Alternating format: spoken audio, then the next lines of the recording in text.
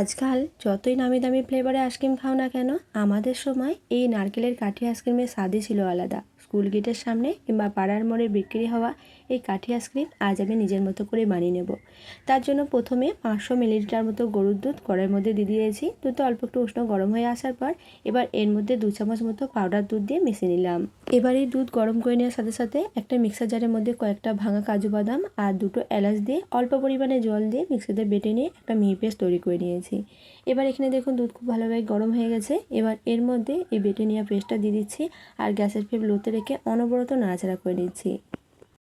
দুধের মধ্যে কাজু বাদাম বাটার পেস্ট দিয়ে মিশিয়ে নেওয়ার পর আবারও গ্যাসের ফ্লেম মিডিয়ামে করে দিচ্ছি আর এর মধ্যে আমি আমার স্বাদ মতো হাফ কাপ মতো চিনি দিয়ে নাড়াচাড়া করে নিচ্ছি। চিনির পরিমাণটা আপনারা আপনাদের স্বাদ বুঝে ব্যবহার করবেন। তো চিনিটা দিয়ে নাড়াচাড়া করে মিশিয়ে নিলাম আর এই দুধের মিশ্রণটা কিন্তু খুব বেশি ঘন হয়নি, অল্প একটু পাতলা করেই তৈরি করে নিয়েছি। এবার বেশ কিছুটা পরিমাণে খোসা সমেত নারকেল নিয়েছি আর একটা গ্রেটার দিয়ে খুব ভালোভাবে গ্রেট করে নিয়েছি। নারকেলটা গ্রেট করে নেওয়ার পর দেখুন বন্ধুরা একদম কিন্তু ঝরঝরে হয়ে গেছে। এবার যে দুধের মিশ্রণটা আমি তৈরি করে রাখছিলাম, দুধের মিশ্রণটা ঠান্ডা করে নিয়েছি। একটা আইসক্রিম মোল্ডের মধ্যে গ্রেট করে নেওয়া এই নারকেলগুলো অল্প অল্প করে দিয়ে দিচ্ছি আর একটা চামচ দিয়ে এভাবে করে চেপে দিচ্ছি। তারপর দুধের মিশ্রণটা পরিমাণ মতো এর মধ্যে দিয়ে দিচ্ছি। প্রতিটায় পরিমাণ মতো দুধের মিশ্রণ দেওয়ার পর মোল্ডে ঢাকনা দিয়ে ঢেকে প্রতিটার মধ্যে কাঠি লাগিয়ে দিয়ে তারপর 12 ঘন্টা মতো সময়ের জন্য ডিপ ফ্রিজের মধ্যে রেখে দিয়েছিলাম।